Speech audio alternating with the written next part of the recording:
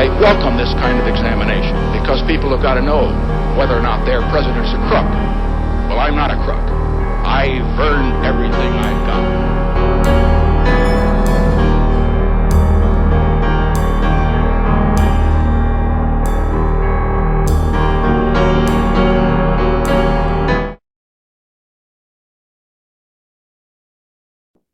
Dr. Kissinger? Yeah.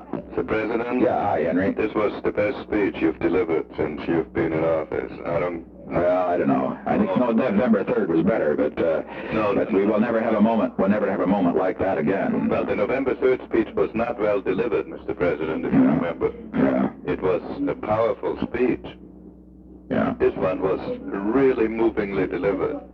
And I don't know whether you saw the commentary afterwards. Of course, I don't look at the commentary. Well, I don't care what the bastards say. Well, but this is so amazing, John. First of all, no one was fly-specking it. John Chancellor was very favorable. Everyone is saying a strong man sticking to his guns, carrying out his policy, not being driven off. Dan Rather, very positive. Marvin Kalf, very positive. The only guy who was fly-specking it a little bit is the Pentagon correspondent who had been... How about Howard Smith? How'd he do? He would not. At least I didn't see him. Yeah. I'll say one thing. This little speech was a work of art. I mean, I know a little something about speech writing, and by the time we got it down in that little conclusion, I think that was done. And it was no act, because no actor could do it. But no actor in Hollywood could have done that well. I thought that was done well, didn't you think? First of all, no actor could have written it to begin with. You couldn't have done it unless you had meant it. Yeah. But did that come across? I mean, it was... Mr. President, I had, after all, heard it before. Yeah. I had a lump in my throat when I heard it. Well, you know, it brought a lump to mine, strangely enough. I always did. When I saw that little kid, I almost broke up, in the room that day, and I'll never forget. I watched it with Haig and Lord, and they... What did they think? Absolutely moved and overwhelmed. They said this was tremendous. Haig, Lord, too? Lord, too, and... He's sort of an intellectual. But Haig would... Well, of course, Haig... Haig liked our defense of the armed forces, too, didn't he? I really stuck it to him on that. Very much. And the TV guys, who actually had treated me rather roughly in the question period... Had they? But gave back exactly what we gave them. These TV briefings pay off, but above all, you imposed on them a great deal of respect. This... I don't know what others will tell you, but this was the most favorable commentary I've heard, the most respectful one, anyway. And it was... But you thought, how did it come off in delivery? I didn't look up much. It was by far the best delivery I've heard you give. It was dignified, strong. It was not ingratiating. If anything can do it, I don't know what the results will be. Oh, well, we won't do it. But if it... When I met with those leaders were a miserable lot, weren't they? Well, Albert is all right, but... Scott didn't... But I meant Scott. Ford's fine, but that goddamn Scott was... And Griffin, sucking around. Well, Scott, anything you tell Scott, you might as well tell the New York Times. No, but I was... But after you left, I stuck it to him. I said, look, on that point, I said, the Congress wants to take over, that's fine, but then they take the responsibility for this going down the drain, and that is clear, gentlemen. By God, I'm not going to let them get off of this hook. Well, it is a disgrace, Mr. President. Yeah. You are saving this country. It is...